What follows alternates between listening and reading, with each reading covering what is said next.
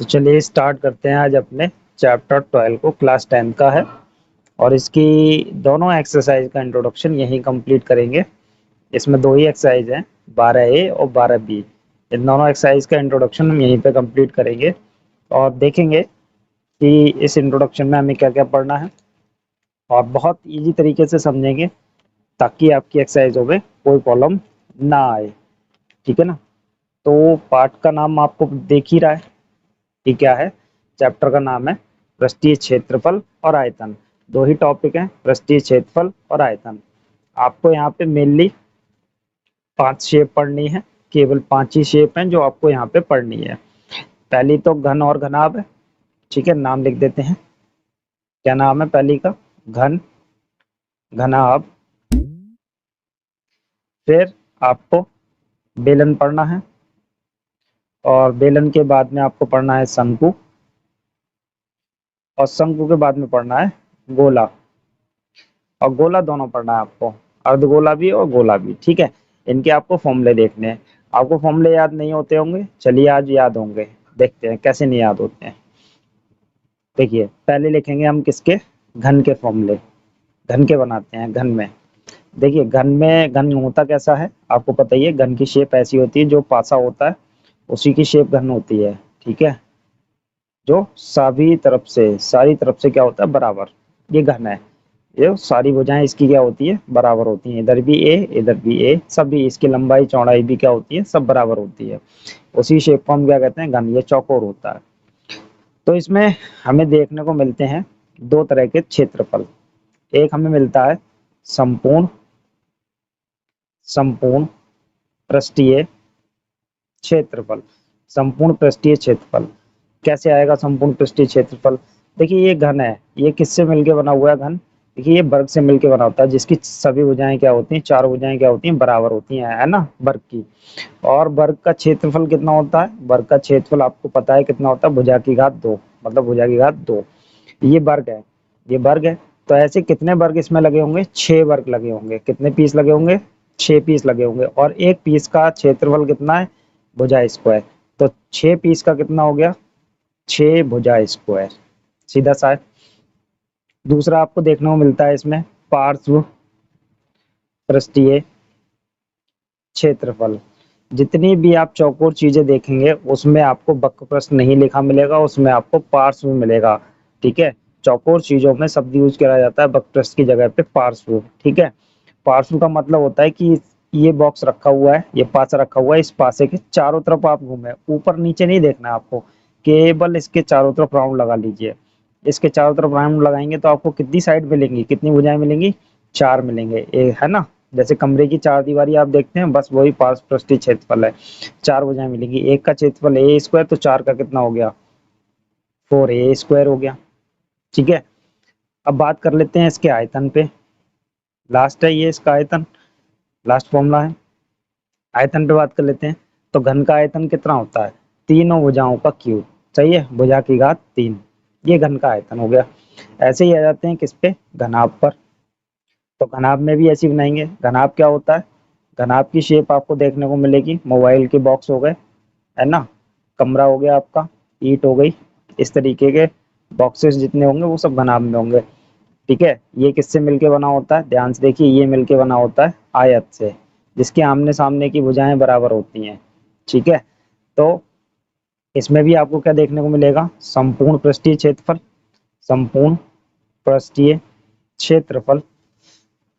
ठीक है, संपूर्ण पृष्ठीय क्षेत्रफल कितना हो जाता है? ये इसकी लंबाई हो गई, ठीक है, ये इसकी ऊंचाई हो गई और ये इसकी चौड़ाई हो गई, जिसे हम क्या कहते हैं? बी। ठीक है, ब्रैथ कहते हैं। तो इसका फॉर्मूला क्या हो जाता है? 2LB plus BH plus HL। अब आप कहेंगे इसे हम कैसे याद करें? चलिए करा देते हैं, कोई प्रॉब्लम नहीं है। इसकी सामने वाली साइड ले लीजिए, जो आयत है सामने वाली साइड लेते हैं। तो सामने वाली साइड में ध्यान से देखिए क्या आ रहा है? L इंटू एच आ रहा है। ठीक है, और आयत का क्षेत्रफल क्या होता है? आयत का क्षेत्रफल आपको पता है, लंबाई गुणा चौड़ाई। यही सूत्र होता है। ये लंबाई है, चौड़ाई है, इसकी गुणा कर दी तो ये क्षेत्रफल बन गया इसका। ऐसे ही इसका कर दीजिए गुणा, तो लंबाई गुणा चौड़ाई। ऐसे कितने पीस हैं? 2, एक सामने का एक पीछे वाला। तो ये डबल हो गया, इस ये कितना हो गया L इंटू एच हो गया, कितना है ये डबल होगा क्योंकि दो पीस हैं। ऐसे ही इधर वाला पीस पकड़ लीजिए, तो इधर वाला पीस पकड़ेंगे तो आप ध्यान से देखिए इस वाले पीस में कौन कौन आ रहा है, एच और बी। ये बी है और ये एच है, तो कितना हो जाएगा ट्वाइस ऑफ, दो गुना किसका, बी एच का। ऐसे ही तो बना ये फॉर्मूला। ऐसे ही आप ऊपर वाला पकड़ेंगे फेस, तो ऊपर वाली सतह पकड़ेंगे, ऊपर वाली में एल है और बी है, एल इंटू बी हो गया। बना नहीं बना? ऐसे ही हम इसका लिखते हैं पार्श्व पृष्ठीय क्षेत्रफल, पार्श्व पृष्ठीय क्षेत्रफल। ठीक है, पार्श्व पृष्ठीय क्षेत्रफल में हमें चार साइड पकड़नी है। क्या पकड़नी है हमें इसकी, चार साइड पकड़नी है।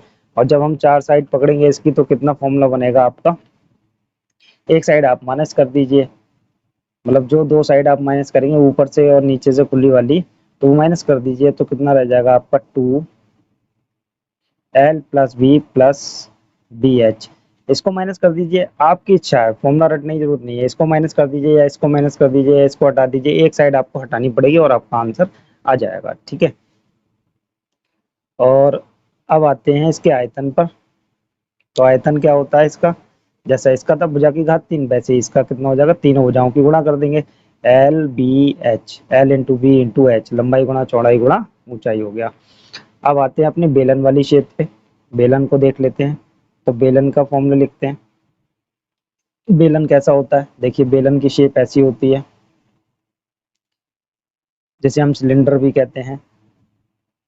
ठीक है, ये बेलन में क्या होती है, ये होती है त्रिज्या, और बेलन की यहाँ से यहाँ तक होती है ऊंचाई, और अगर ये खड़ा है तब ऊंचाई है, लेटा हुआ है तो क्या है, ये इसकी लंबाई है। ठीक है, तो बेलन में संपूर्ण पृष्ठ देखना पड़ेगा हमें, संपूर्ण पृष्ठीय क्षेत्रफल होता है, संपूर्ण पृष्ठीय क्षेत्रफल। तो संपूर्ण पृष्ठीय क्षेत्रफल कितना होता है बेलन का, देखिए ये गोल है, संपूर्ण पृष्ठीय क्षेत्रफल से पहले हम लिखते हैं इसका वक्र पृष्ठ, उसके बाद लिखेंगे हम, है ना।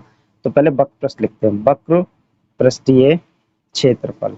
तो वक्र पृष्ठीय क्षेत्रफल लिखना आसान है। देखिए ये नीचे वृत्त है, हमें अंदर वाले एरिया से मतलब नहीं है, हमें इस वृत्त से मतलब है। ये वृत्त है, वृत्त की परिधि है, ये परिधि कितनी होती है, 2 पाई आर होती है, 2 पाई आर होती है वृत्त की परिधि।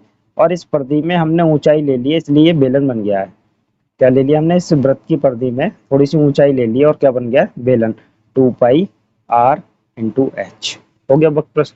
वक्र पृष्ठ हम कहते हैं इसके चारों तरफ घूमेंगे तो हमें जो सतह दिखाई देगी वही वक्र पृष्ठ हो गई इसकी। ठीक है, घूमी हुई है, वक्र है, घुमावदार चीजें वक्र होती हैं मैथ में, तो वक्र है इसीलिए इसका नाम पड़ गया वक्र पृष्ठीय क्षेत्रफल। वो चौकोर चीजें थी इसलिए उसका नाम था पार्श्व पृष्ठीय क्षेत्रफल। अब ध्यान से देखिए कि वक्र पृष्ठीय क्षेत्रफल बन गया हमारा। अब हम बनाते हैं इसका संपूर्ण पृष्ठीय क्षेत्रफल। तो ध्यान से देखिए, वक्र वाले का तो लिख लिया आपने, बाउंड्री बाउंड्री का।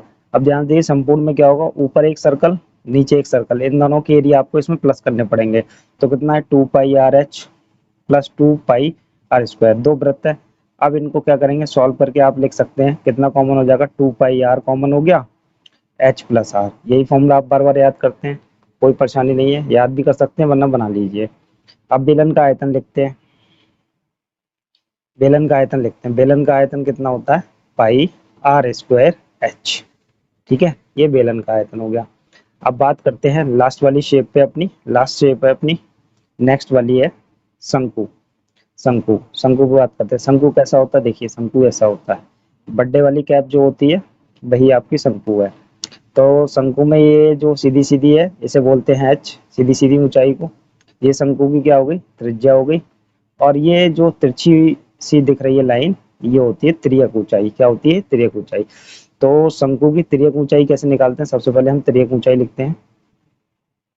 आप फॉर्मूला याद करते रहते हैं तिर्यक ऊंचाई का, तो देखिए यहाँ से एक लंब खींचिए, तो ये समकोण त्रिभुज बन गया, बन गया नहीं बन गया, समकोण त्रिभुज बन गया।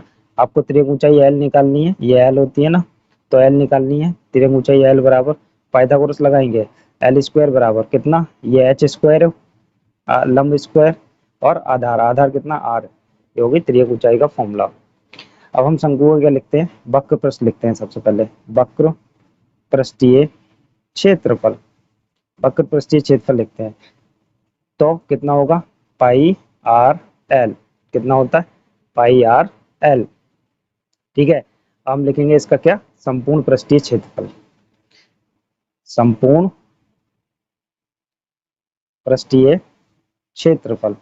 संपूर्ण पृष्ठीय क्षेत्रफल कैसे बनता है इसका, देखिए वक्रपृष्ठ तो आएगा ही आएगा, प्लस एक वृत्त है इसके नीचे, उस वृत्त का क्षेत्रफल पाई आर स्क्वायर। तो फाइनली आपके पास क्या बन के आ गया, पाई आर कॉमन हो गया, एल प्लस आर हो गया, ये आपका फॉर्मूला बन गया।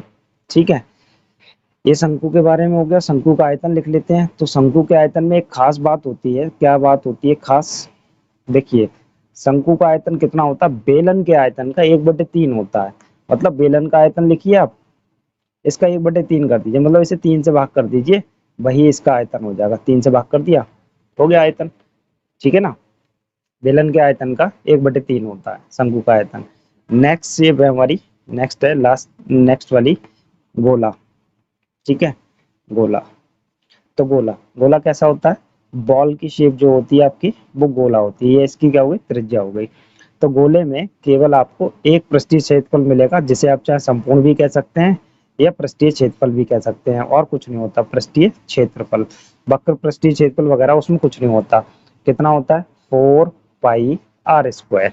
ठीक है, क्योंकि चारों तरफ से गोल है और एक वृत्त का क्षेत्रफल पाई आर स्क्वायर, चारों तरफ से 4 पाई आर स्क्वायर करके आप याद कर सकते हैं शॉर्ट ट्रिक में, ऐसे ही बस। अब बात करते हैं इस गोले को, अगर हम आधा कर दें, क्या करते हैं, अर्ध गोला करते हैं, गोले को काट के आधा करते हैं, तो अर्ध गोला। तो अर्ध गोले में आपको दोनों देखने को मिलेंगे, क्या मिलेगा, संपूर्ण पृष्ठीय क्षेत्रफल भी देखने को मिलेगा। संपूर्ण पृष्ठीय क्षेत्रफल कितना होता है गोले का, आपको बाद में लिखेंगे, है ना। अभी पहले हम वक्र लिख लेते हैं, वक्र पृष्ठीय क्षेत्रफल, वक्र पृष्ठीय क्षेत्रफल लिखेंगे। चलिए पहले अर्धगोला बना लेते हैं, ये आपका अर्धगोला तैयार हो गया। तो वक्र देखते हैं इसके घुमावदार, कितना हो जाएगा, इसका आधा कर देंगे इस गोले का, कितना हो गया, 2 पाई आर स्क्वायर। ठीक है, अब हम इसका संपूर्ण लिखते हैं। तो ध्यान से देखिए, इस जो साइड थी, जो वक्र साइड थी, कब साइड साइड थी जो, उसका तो आपने लिख लिया कितना, 2 पाई आर स्क्वायर।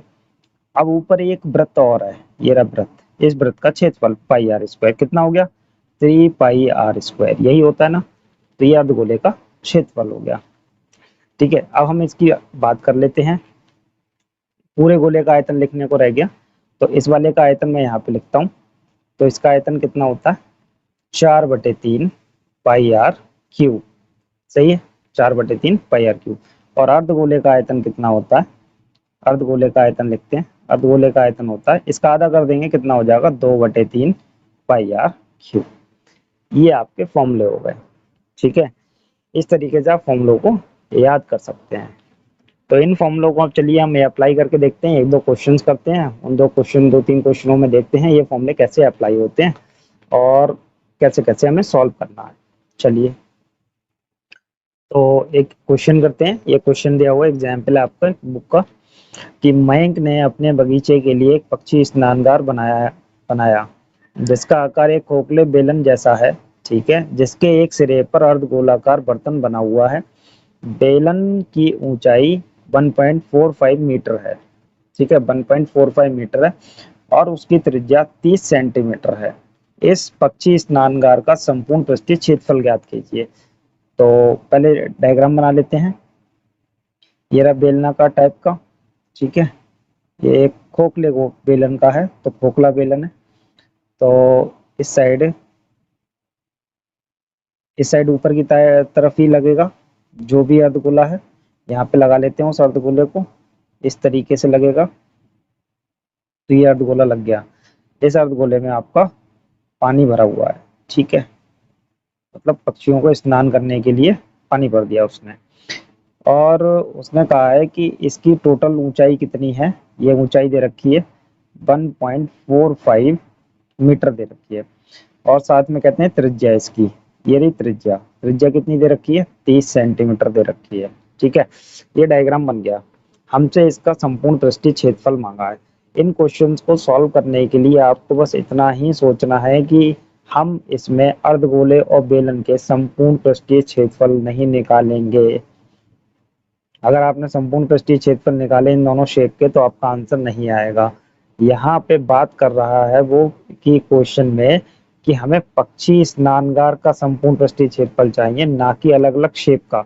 मैथमेटिकली हमने इनको अलग अलग शेप कर लिया है, लेकिन ऐसे है नहीं, ये अलग अलग शेप नहीं है। ये एक पूरी शेप है, हमें इसका पृष्ठीय क्षेत्रफल लेना है, जो हम मैथ के अकॉर्डिंग इसको हम अलग अलग कर लेंगे। तो ये आयतन नहीं है जो आप सोचेंगे कि इसमें से हमने गोला काट कर निकाल लिया है तो माइनस करेंगे, नहीं, हम उतने का पृष्ठीय क्षेत्रफल लेंगे जो हिस्सा हम टच कर सकते हैं। ठीक है, हम बेलन का बकपृष्ठ टच कर सकते हैं और ये अर्धगोले का अंदर से पृष्ठीय क्षेत्रफल टच कर सकते हैं, बिल्कुल कर सकते हैं। तो कौन सा हिस्सा टच कर रहे हैं हम, वही उसी का क्षेत्रफल निकालेंगे जो हिस्सा हम टच कर रहे हैं। एक तो बेलन का बकपृष्ठ टच कर सकते हैं, इमेजिन करिए, और अर्धगोले का भी हम बकपृष्ठ ही टच कर पाएंगे। अर्धगोले के ऊपर कोई वृत्त नहीं लगा हुआ है जिससे वो बंद हो, बंद नहीं है ना, खुला हुआ है नहाने के लिए। ठीक है, तो हम इसमें बताएंगे, देखिए बता दीजिए अर्धगोले की त्रिज्या, जो जो दिया है वो आप पहले मेंशन करेंगे, उसके बाद में क्वेश्चन सॉल्व करेंगे। दोनों की त्रिज्या सेम है, बेलन की भी त्रिज्या यही है, बेलन की त्रिज्या, बेलन की भी त्रिज्या आपको यही मिली है, कितनी, 30 सेंटीमीटर। और बेलन की ऊंचाई और मिली है आपको, बेलन की बेलन की ऊंचाई कितनी मिली है आपको, 1.45 मीटर मिली हुई है। ठीक है, 1.45 मीटर मिली हुई है। ठीक है, अब हमें क्या करना है, ये मीटर में है, ये सेंटीमीटर में है, अब हमें क्या करना पड़ेगा भाई, इसे जोड़ना पड़ेगा हमें। और इससे ज्यादा हम क्या कर सकते हैं, मतलब सॉरी, इसे कन्वर्ट करना पड़ेगा, जोड़ने का मतलब हमें इसे कन्वर्ट करना पड़ेगा। तो हम इसमें 100 से मल्टीप्लाई कर देते हैं और ये कितना हो जाएगा, 145 सेंटीमीटर हो गई। ठीक है, सेंटीमीटर में हमने इसको बदल लिया। अब हम इससे पक्षी स्नानगार का क्षेत्रफल निकालते, संपूर्ण पृष्ठीय क्षेत्रफल निकालते। देखिए, एक ही लाइन में क्वेश्चन को सॉल्व करेंगे, अलग अलग करने का कोई फायदा नहीं है, क्वेश्चन बड़ा हो जाएगा और आपका सॉल्व होने में टाइम लेगा। स्नानागार का क्षेत्रफल बराबर, देखिए क्या होगा, बेलन का वक्र पृष्ठीय क्षेत्रफल, वक्र पृष्ठीय क्षेत्रफल हमने शॉर्ट में लिखा है, पूरा लिखेंगे, प्लस अर्ध गोले का वक्र पृष्ठीय क्षेत्रफल। ठीक है, अब बस फॉर्मूला लगाइए आप, बेलन का वक्रपृष्ठ कितना होता है, 2πr h, प्लस अर्धगोले का वक्रपृष्ठ कितना होता है, 2πr²। ध्यान रखेंगे अगर दोनों की आर सेम है, त्रिज्याएं सेम है, तभी आप उनको कॉमन करेंगे। इसमें से 2π तो कॉमन है ही है, अगर दोनों की त्रिज्या सेम है तभी आप कॉमन करें, उसके बाद सॉल्व करें उसे। h बचा यहाँ से, प्लस यहाँ से कितना बचा, r बचा। ठीक है, सॉल्व कर दीजिए, वैल्यू लगा दीजिए और आपका आंसर आ जाएगा। 2 × 22/7 गुणा त्रिज्या कितनी दी हुई है, 30 दी हुई है, 30, h कितनी हो आपकी 145, प्लस r कितनी है 30। ठीक है, अब इसको सॉल्व करते हैं, कितना हो गया, ध्यान से देखिए, 2 × 22/7 गुणा 30, ये वैल्यू कितनी हो जाएगी, 5, और 4 3 7 और 1। ठीक है, तो 7 से हम इसको कट कर देंगे, 7 दूनी 14, 3 बचे, 7 बचे 35, 25 आ गया। 25 दूनी कितना होता है, 25 दूनी आप इसकी इसकी गुणा करेंगे, 50 हो गया, गुणा 22 गुणा 30। ठीक है, तो ध्यान से देखिए, 22 पंजे 110 और ये जीरो और आ जाएगा, गुणा 30। अब 11 तियां 33 और 3 जीरो आ गए आपके यहाँ पे, कितना आ गया, 33 सेंटीमीटर स्क्वायर। ये आपका आंसर हो गया, यही संपूर्ण पृष्ठीय क्षेत्रफल हो गया इसका। ठीक है, कितना आसान था। चलिए एक और एग्जाम्पल करते हैं। तो नेक्स्ट क्वेश्चन देखते हैं, राशिद को जन्मदिन के उपहार में एक लट्टू मिला जिस पे रंग नहीं था, वह अपने रंगों से रंग करना चाहता है। यह लट्टू एक शंकु के आकार का है जिसके ऊपर एक अर्धगोला अध्यारोपित है। लट्टू की पूरी ऊंचाई 5 सेंटीमीटर और इसका व्यास 3.5 सेंटीमीटर है। उसके द्वारा रंग किए जाने वाला क्षेत्रफल ज्ञात कीजिए। तो पहले शेप बना लेते हैं, एक शंकु लट्टू के शेप बना लेते हैं। लट्टू कुछ इस टाइप का ही होता है ना, नीचे शंकु जैसा होता है और ऊपर से कुछ अर्धगोले के आकार जैसा होता है। ठीक है, इस तरीके का था। तो इसकी हमें त्रिज्या मिली है, कितनी है त्रिज्या हमारे पास में इसकी, 3.5 सेंटीमीटर। और पूरी ऊंचाई हमें दी हुई है 5 सेंटीमीटर। तो यहाँ से यहाँ तक की पूरी ऊंचाई कितनी दी हुई है, 5 सेंटीमीटर, 5 सेंटीमीटर। ठीक है, तो पहले तो हम इनकी शेप लिखते हैं, जो जो डायमेंशन इसमें मिली है वो लिखते हैं। तो देखिए, पहले हम अर्धगोले की त्रिज्या लिखते हैं। अर्धगोले की त्रिज्या हमें कितनी मिली हुई है, 3.5 सेंटीमीटर। और शंकु की त्रिज्या भी सेम ही है। शंकु की त्रिज्या शंकु की त्रिज्या भी हमारी कितनी होगी, 3.5 सेंटीमीटर। और शंकु की हमें ऊंचाई भी लिखनी है, इसमें ऊंचाई मिलेगी, शंकु की ऊंचाई मिली हुई है। शंकु की ऊंचाई कितनी हो गई, देखिए अर्धगोले में यहाँ से यहाँ तक भी ये त्रिज्या ही होगी, आर ही होगी। तो इतनी हाइट हम कम कर देंगे। ठीक है, इतनी हाइट हम कम कर देंगे 5 में से। तो 5 माइनस 3.5, ठीक है, 10 में से 5 गए, 5 बचे। और 4 हो गए, 4 में से 3 गए, 1 बचा, 1.5 बचा। कितनी आ गई, 1.5 सेंटीमीटर। शंकु की ऊंचाई हमारे पास निकल के आ जाएगी कितनी, 1.5। तो एक बार और देख लेते हैं। व्यास दिया हुआ है 3.5, तो ये त्रिज्या नहीं है, व्यास है। तो इसके बटे में हम 2 कर देंगे। ठीक है, ध्यान रखेंगे, गलत हो जाएगा वरना। और ऊंचाई भी हमारी मिस्टेक हो गई है। ठीक है, दूसरी तरीके से लिखते हैं इसको माइनस करके। देखिए 3.5 का हम आधा करेंगे, 3.5 का आधा कितना हो जाएगा, 35 का आधा 17.5 होता है। ठीक है, 35 का आधा 17.5, तो 1.75 होगा। तो हम 5 में से इसे माइनस कर लेते हैं। अब हमारी वैल्यू ठीक आ जाएगी। 5 आ गया, 9 में से 7 गए, 2 आ गया। और 4 में से 1 गया, 3 आ गया, 3.25 कितनी आ गई, 3.25। और ये हमारी त्रिज्या लिखी हुई है। ठीक है, अब ठीक है हमारी वैल्यू। अब हम इसको सॉल्व करते हैं। तो देखिए, शंकु का हमें लेना है क्या, पृष्ठीय क्षेत्रफल। तो पता है आपको, वक्र प्रश्न निकालने हैं दोनों को। ठीक है, संपूर्ण पृष्ठीय क्षेत्रफल नहीं लेना है, वक्र प्रश्न निकालने हैं दोनों के। अर्धगोले का तो आ ही जाएगा। शंकु का निकाल, शंकु का क्या होता है, शंकु का होता है पाई आर एल। अब आपके पास ये एच दी हुई है, क्या है ये, एच है, एल नहीं है। तो पहले आप क्या निकालेंगे, त्रियक ऊंचाई निकालेंगे, शंकु की त्रियक ऊंचाई। लिखेंगे आप शंकु की त्रियक त्रियक ऊंचाई। त्रियक ऊंचाई एल बराबर कितना होता है, under root h square plus r square. ठीक है, तो आपके पास एच है, कितनी है, 3.25, इसका स्क्वायर प्लस, और आपके पास क्या है, त्रिज्या है कितनी, 3.5 अपॉन 2, इसका स्क्वायर, आर का स्क्वायर। लिख लिया आपने। इन सबको सॉल्व करके, हम इसको जल्दी सॉल्व करने की वजह से लिख दे रहे हैं, बता देंगे आपको कैसे निकालते हैं। वर्गमूल निकालना अगर आपको नहीं आता है तो आप बता दीजिए, हम बता देंगे आपको कैसे लिया जाता है। ये वैल्यू आ जाएगी आपकी त्रियक ऊंचाई की। अब त्रियक ऊंचाई आ गई। अगर मैं यहाँ पे त्रियक ऊंचाई निकालूंगा तो काफी लंबा टाइम हो जाएगा क्वेश्चन में। अगर आप चाहते हैं तो किस तरीके से लेना है तो आप बता दीजिए, मैं बता दूंगा आपको। तो अब हम लिखेंगे यहाँ पे क्या, रंग किए जाने वाला क्षेत्रफल, बराबर अर्धगोले अर्धगोले का वक्र वक्र पृष्ठीय क्षेत्रफल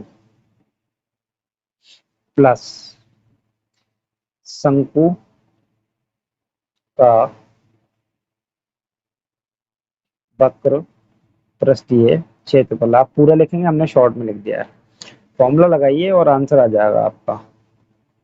कितना हो जाएगा, अर्धगोले का वक्र पृष्ठ कितना होता है, 2 पाई r² प्लस शंकु का कितना होता है, पाई आर एल। दोनों की त्रिज्याएं सेम है, इसलिए 2 कॉमन होगा नहीं, आर कॉमन हो सकता है।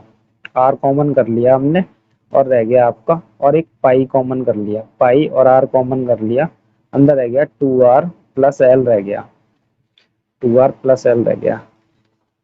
पाई की वैल्यू लगाते हैं 22/7, आर लगाते हैं 3.5/2, यहाँ भी लगाते हैं आर 2 × 3.5/2 प्लस एल लगाते हैं 3.7। ठीक है, फाइनली इसे सॉल्व करेंगे तो कितना बनेगा, चलिए करते हैं। देखिए 2 से तो ये कट गया, 11 हो गया, इससे इसको काट दिया, 7×5 = 35 तो 0.5 हो गया, 2 से 2 ये कट गए, अब 3.5 और 3.7 कितना हो गया आपका, 7 5 12 के 2, हाथ से लेके 3 और 3 6 और 1 7, 7.2। तो ये हमारे पास आ जाएगा, इससे इसकी गुणा करेंगे तो 5.5 गुणा 7.2 कितना हो गया, 7.2।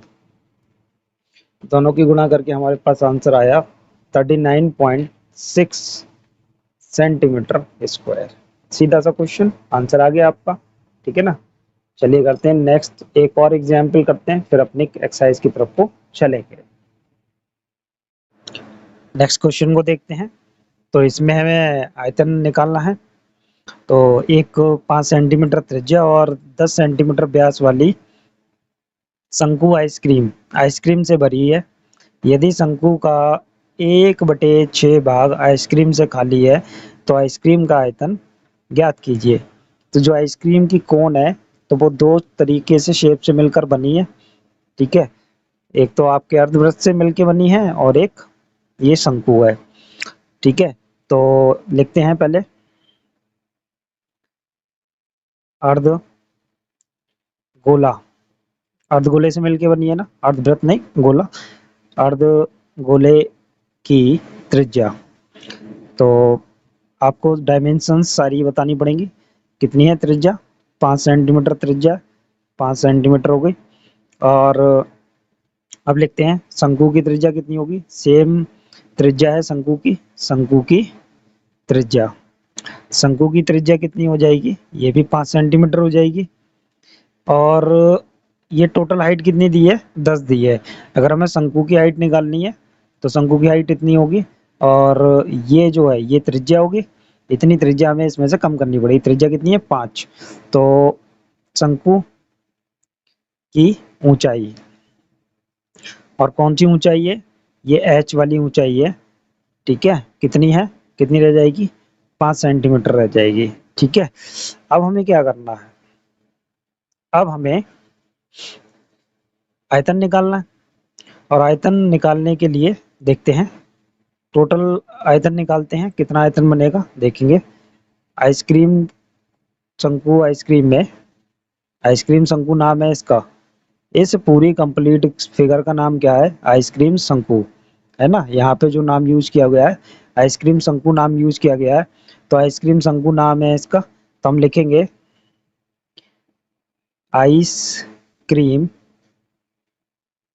आइसक्रीम शंकु में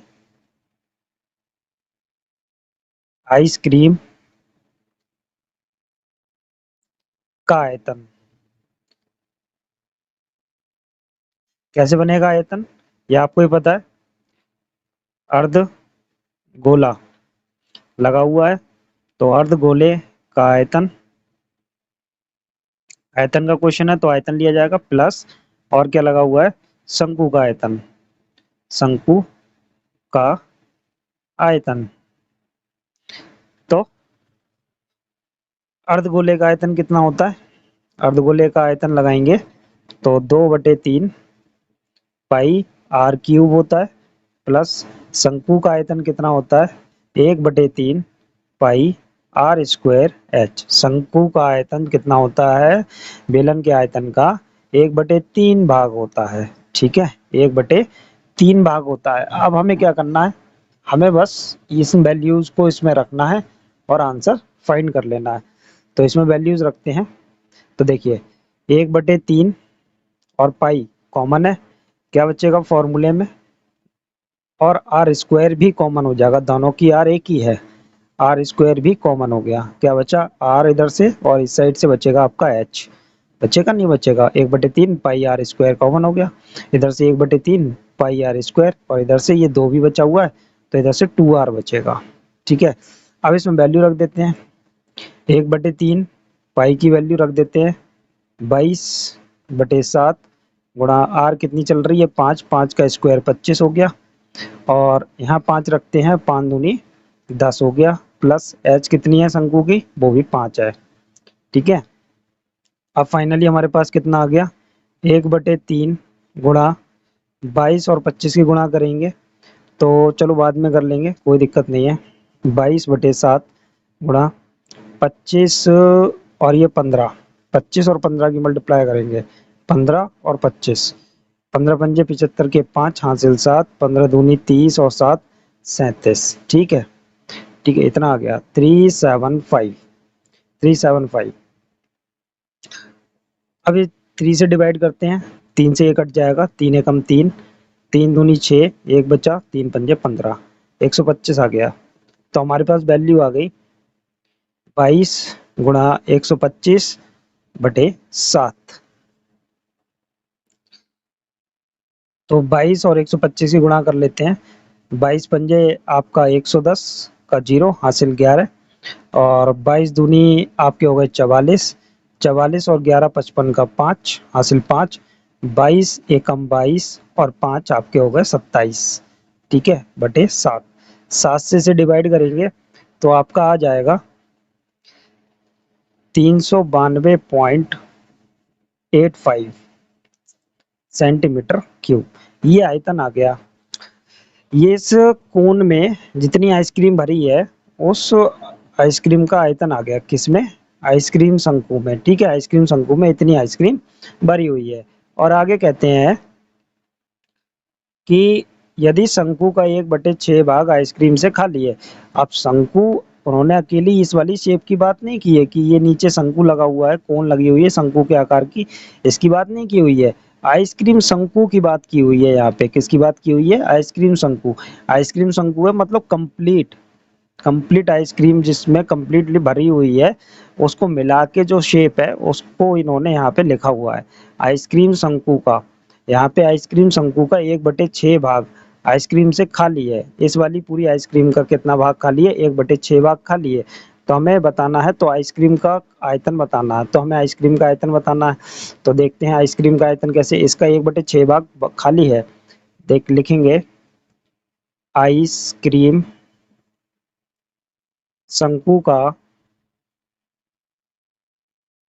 1/6 भाग खाली है। तो इसका 1/6 भाग निकाल देंगे तो 392.85 गुणा 1/6। हम सीधा इससे 6 से इसे भाग करेंगे, किससे भाग करेंगे, हम इसे 6 से भाग करेंगे तो हमारे पास कितना आ जाएगा, ये आपका निकल के आ जाएगा 6 से भाग करने के बाद में 65.476 आ जाएगा। ठीक है, इतना आ गया, इतना सेंटीमीटर क्यूब खाली है एरिया। तो आइसक्रीम का आयतन कितना हो गया, आइसक्रीम टोटल तो इतनी भरी हुई है, अब ये खाली जगह कितनी आई है, इतनी आई है, ये इसमें से माइनस कर दो, आइसक्रीम का आयतन आ जाएगा। तो आइसक्रीम का आयतन जो हमसे पूछा है फाइनली, आइसक्रीम कितनी है 392.85 माइनस 65.476 476। तो ये माइनस करेंगे तो हमारे पास कितना आ जाएगा, माइनस करके आपके पास आ जाएगा 327.37 सेंटीमीटर क्यूब। ये आपका आंसर हो गया, सीधा सा क्वेश्चन था, आसान सा। इसी तरीके से एक्सरसाइज में क्वेश्चन दिए हुए हैं, उन क्वेश्चंस को करते हैं, चलिए सॉल्व करते हैं एक्सरसाइज को अपनी।